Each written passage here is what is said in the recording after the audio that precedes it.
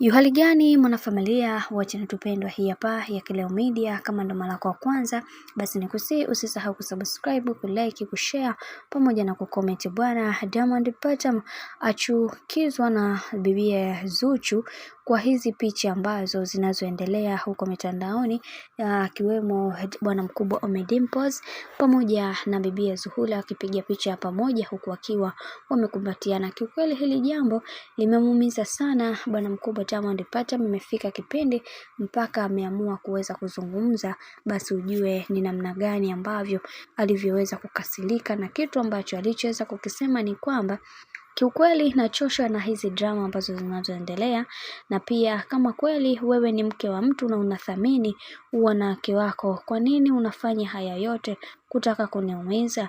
Kiukweli na wewe kaka yangu kipenzi ambaye nilikuamini katika kila hatua ya maisha yangu, lakini leo hii umekuwa moja kati ya mtu ambaye unataka kuendelea kuniumiza. Ifike kipindi uweze kunifanya na mimi niweze kujaliwa kwa namna moja ama nyingine. Hembu unatumia fursa yangu mimi kuweza kumrubuni mwanamke wangu. Hichi kitu sijapenda, na unatakiwa kuweza kuwa na mipaka, kwa sababu kuna vitu vingine unavifanya unavuka mipaka, na mimi nitahakikisha kila unachokifanya kisiwe katika ile imani ambayo uliokuwa nayo, kwa sababu nakujua ulishanikosea sana na nikakusamehe, ila kwa hiki ambacho unachokifanya kaka yangu kipenzi sintoweza kulikalia kimya, kwa sababu naona kadri siku zinavyozidi kwenda ndivyo ambavyo unavyonipanda kichwani. Hayo bwana ameweza kuyaongea kaka yetu ambaye ni Diamond Platnumz, na hii ni baada ya kuweza kuona kuna picha nyingi ambazo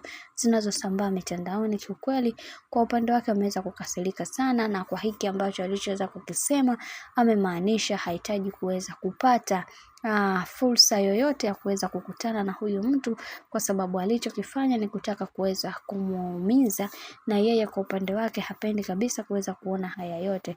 Mimi binafsi nampongeza kwa haya ambayo aliweza kuyafanya, kwa sababu kuna vitu vingi ambavyo vimetokea katika maisha, hivyo hatupaswa kuweza kuhakikisha kila kitu kinakuwa katika misingi na mikakati iliyo bora, kwa sababu kuna mambo mengi ambayo bibi Zuchu amekuwa akimfanyia bwana mkubwa Diamond Platnumz, na Diamond amekuwa akikaa kimya, ila kwa hili Diamond ameweza kuongea.